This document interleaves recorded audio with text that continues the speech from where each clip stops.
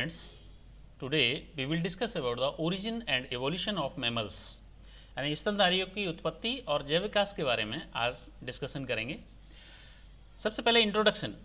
Mammals stand at the pinnacle of the evolutionary success among the living organism. जो mammals हैं वो आज के जीवित जंतुओं के सबसे शीर्ष पर उपस्थित हैं। The question of mammalian ancestry is the special interest of to man. Mammalian ancestry की मनुष्य के लिए इसलिए इंपॉर्टेंट है, इसलिए रुचिपूर्ण है, because their history include our in a broader sense as a man include under their great class mammalia. क्योंकि हम भी उसी मैमेलिया में आते हैं जिसके अंदर ये है। मनुष्य भी मैमल्स के अंतर्गत आता है, इसलिए मैमल्स की हिस्ट्री जानना मनुष्य की हिस्ट्री जानने के लिए जरूरी है। Mammals constitute a very unique group and separate themselves from other by having many morphological and physiological characteristics. Now the origin of mammals. Mammals originated from the reptiles. ये सर्वविदित सत्य है कि स्तनधारियों का विकास सरीसृपों से हुआ है। But the fossils show that the reptiles that gave rise to mammals were synapsids that diverged from the main reptilian stock almost at the base of the phylogeny during the Permian period.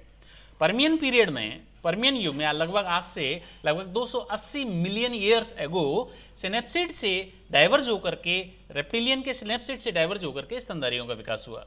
Hence the mammalian relationship with the extant reptiles is remote. इसलिए mammalian जो relationship है वो reptile के साथ में बहुत ही remote है, बहुत ही दूर की चीज़ है, दूर की कौड़ी है। Therapsids were considered as the ancestor of mammals. Therapsids को मैमल्स के पूर्वज के रूप में कंसीडर किया जाता है। They showed the increase feeding and respiratory rate due to the presence of heterodont dentition and diaphragm indicate the high metabolism and endothermy. ये 3-4 कैरेक्टर्स यानी प्रेजेंस ऑफ हेटेरोडोंट, विषम दंती दंत विन्यास, डायाफ्राम का presence and the high metabolic rate और endothermy यानी अंदर की ऊर्जा से ही अपने तापमान को कंट्रोल करना, ये थेरेप्सिड्स का एक कैरेक्टरिस्टिक फीचर हुआ करता था जो आज के स्तनधारियों में पाया जाता है। इसके बाद ये एक थेरेप्सिड है जो डायनासोर के टाइम पर यानी मेसोजोइक एरा के अंदर ये थेरेप्सिड इस प्रकार के हुआ करते थे। छोटे कुत्ते के आकृति के होते थे, चतुष्पादी होते थे और इनकी दांत होते थे कोनिवोरस। They had developed many mammalian characters due to which they became the dominant predators as well as herbivore and in Permian period. Majority of the therapsids died out in the Triassic mass extinction. ज़्यादातर जो थेरेप्सिड्स थे वो Triassic युग के अंदर जो प्रलय हुई, महाप्रलय हुई, उसके अंदर ज़्यादातर समाप्त हो गए, मर गए। Those survived were small insectivore, the size of the small cat that thrived in a hidden habitat away from the reach of the mighty dinosaur and gradually evolved into the archaic mammal. कुछ जो dinosaur से बच गए, Triassic युग के अंदर जो dinosaur से बच गए, छुपे रह गए, वो आर्कियक मैमल के रूप में डेवलप हो गए। This mode of life developed acute sense of smell, insight and hearing in early mammals and consequently brain too enlarged to refine their wits that was so necessary to escape dinosaur predators of that time. Mode of life, उनकी जो mode of life थी वो इस प्रकार से develop हो गई थी कि वो डायनासोर से बचने में अपने आप को सफल हो गए और उनका ब्रेन, मस्तिष्क यानी उनमें चालाकी यानी उनमें इंटेलिजेंस जो थी, उनमें हाजिर जवाबी जो थी, वो एक पर्टिकुलर टाइप ऑफ इंटेलिजेंस थी, उसने उन डायनासोर से उनको बचा लिया। तो इस प्रकार से वो जो मैमल के एंसेस्टर थे वो बच पाए। Mammals of the Mesozoic era. Mesozoic mammals were small rabbit size insectivore, herbivore and seed eaters. जो मेसोजोइक युग के मैमल्स थे वो रैबिट के आकार के यानी खरगोश के आकार के, इंसेक्टिवोरस कीटाहारी हुआ करते थे, शाकाहारी होते थे, या सीड ईटर्स यानी बीजों को खाने वाले वो होते थे। Partially arboreal or active animals that were not allowed to proliferate due to the presence of ubiquitous dinosaurs. इस प्रकार के इंसेक्टिवोर या पार्शियली आर्बोरियल कुछ मतलब वृक्षाश्रयी भी होते थे and proliferate due to the presence of ubiquitous dinosaurs.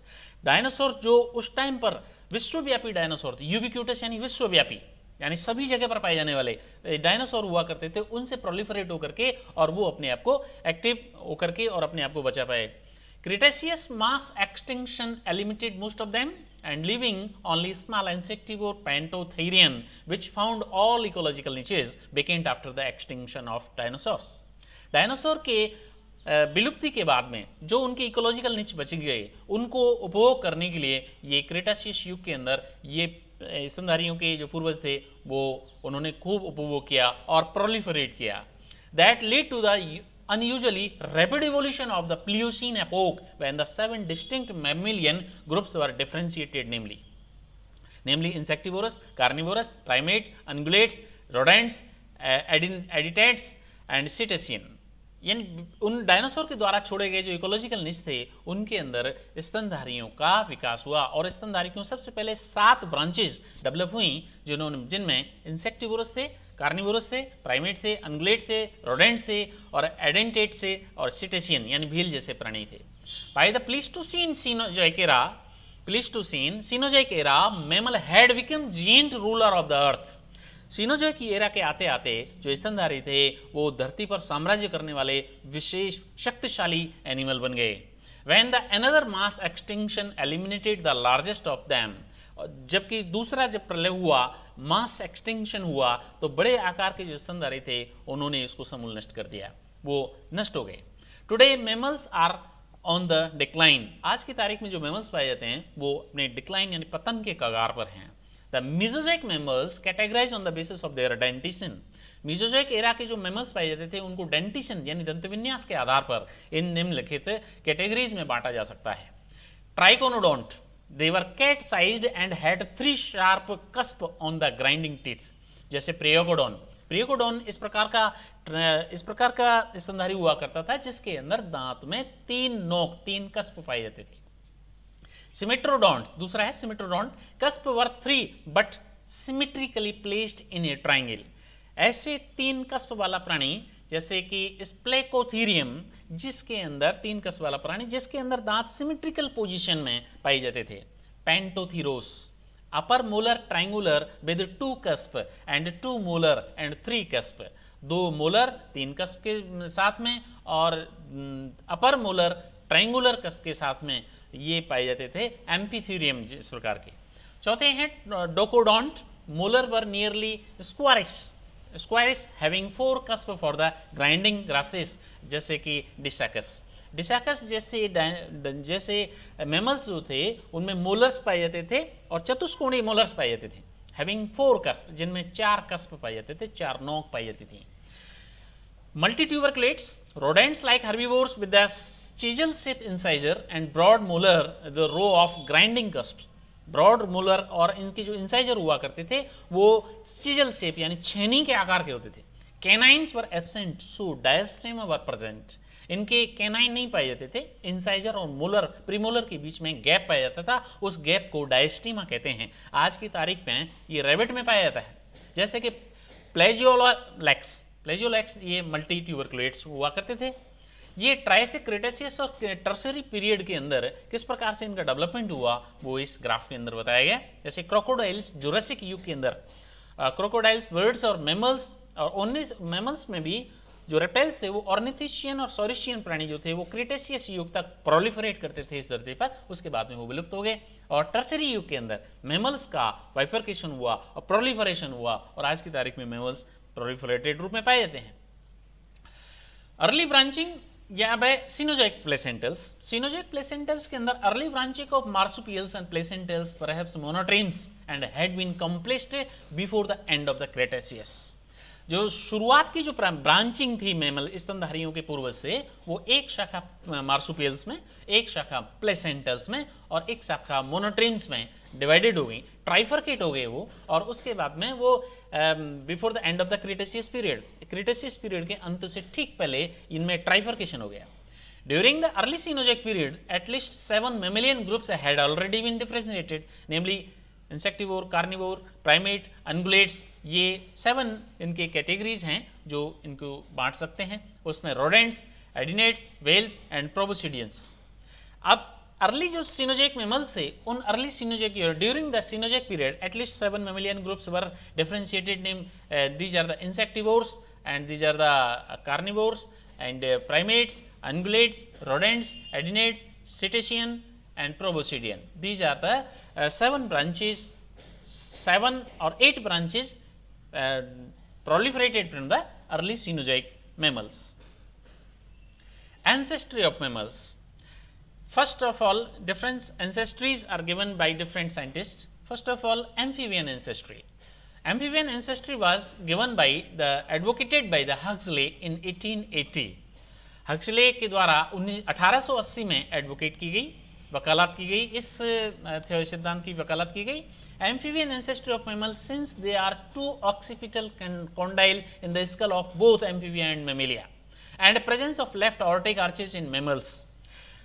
Left aortic arch की उपस्थिति और खोपड़ी के अंदर 2 ऑक्सीपिटल कॉन्डाइल का पाया जाना, ये साबित किया. हक्सले ने यह बताया कि मैमल्स के जो एंसेस्टर थे वो एम्फीबियन हुआ करते थे. However, Huxley's theory was not tenable. जबकि हक्सले की थ्योरी को बिल्कुल तर्कसंगत नहीं कहा जा सकता. क्योंकि because the condyles are derived from the exo-occipital in amphibia and from basi-occipital in mammalia. Mammalia के अंदर बेसी ऑक्सीपिटल से, जबकि एम्फीबिया के अंदर एक्सो ऑक्सीपिटल से इन कॉन्डाइल्स का विकास होता है. अपार्ट फ्रॉम दिस, इसके अलावा 2 classes have different mode of life and display many fundamental differences. ये दोनों क्लासें मूल रूप से अलग अलग हैं और इनमें बहुत सारे फंडामेंटल डिफरेंसेस भी हैं. इसलिए एम्फीबियन एंसेस्ट्री को बिल्कुल तर्कसंगत नहीं कहा जा सकता, इसको नहीं मान्य नहीं किया जा सकता. Reptilian ancestry. It may be hard to realize, but the all mammals living today have descended from the reptiles. ये कहने में सुनने में थोड़ा सा कठिन लगता है, लेकिन आज के जो स्तनधारी हैं वो सभी रेप्टाइल से विकसित हुए हैं. There is enough evidence from the extinct reptile and mammals for this universally accepted view that the mammals had a reptilian ancestry. ये यूनिवर्सल व्यू है कि रेप्टिलियन एंसेस्ट्री है मैमल्स की. स्तनधारियों का विकास रेप्टाइल से हुआ है. This view also gets strong support from the fact that the monotremes, जिनको primitive mammals कहते हैं, and the living reptiles have the close resemblance in their anatomical features including soft as well as hard parts. Soft और hard parts के अंदर इतनी similarity है reptiles और primitive mammals के अंदर कि उसको एज इट इज स्वीकार करना होगा कि मेमल्स का विकास रेप्टाइल्स से हुआ है.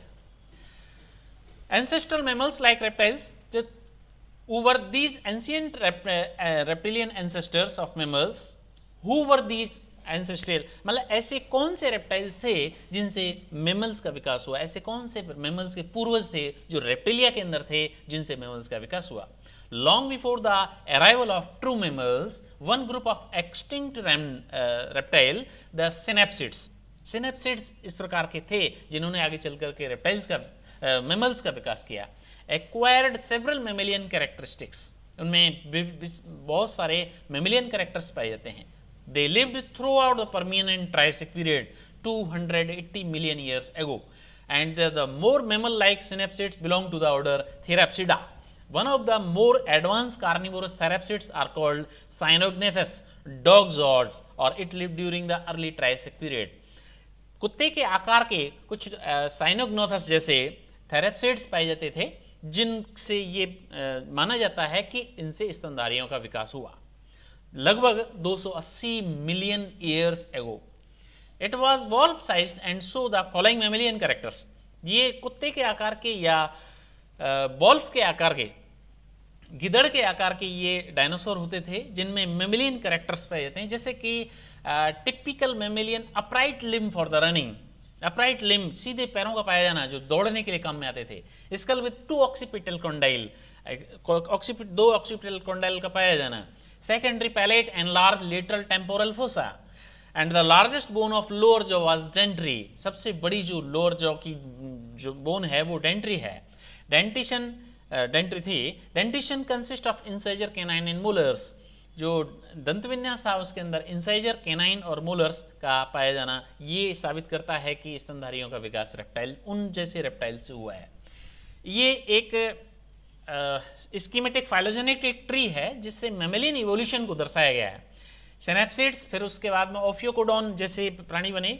पर्मियन युग के अंदर, पर्मियन युग में एडाफोसोरस और फिर स्फिनोडॉन्ट्स और फिर उससे थेराप्सिड्स और टेफिनोसेफेलस और फिर उसके बाद में ट्रायसिक युग के अंदर डाइसिनोडोंटसेफेलियन एंड थेरियोडोंटिया एंड साइनोडोंसिया, फिर उसके बाद में इक्टिडोसोरिया एंड मेमेलिया के एंसेस्टर बने। फिर जुरासिक युग के अंदर पेंटोथीरोस बने, पेंटोथीरोस से फिर दो शाखाएं निकली, एक से प्लेसेंटल यूथेरियन मेमल्स बने और दूसरे से मार्सुपियल जैसे कंगारू जैसे प्राणी बने सिनोजोइक एरा के अंदर, और एक सीधी लाइन गई जैसे मोनोट्रीमेटा यानी कि जिससे डकविल प्लेटिपस और एकिडना जैसे प्राणी बने।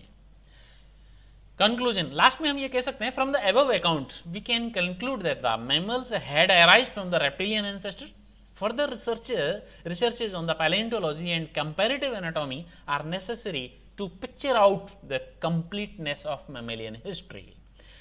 इसलिए आज की दोबारा और ये रिसर्च की आवश्यकता है पैलेंटोलॉजी और कंपैरेटिव एनाटॉमी से, जिससे कि ये पिक्चर साफ हो सके कि मेमेलियन एंसेस्ट्री जो है वो वास्तव में रेप्टाइल्स हुआ करते थे या नहीं.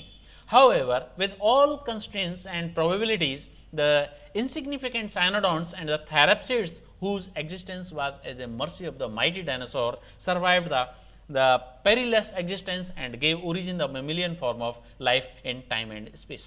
लेकिन बाद में समय और काल के अनुसार, समय और स्थान के अनुसार डायनासोर से बचे हुए जो मैमल्स थे वो उन्होंने आज के स्तनधारियों का विकास कर लिया.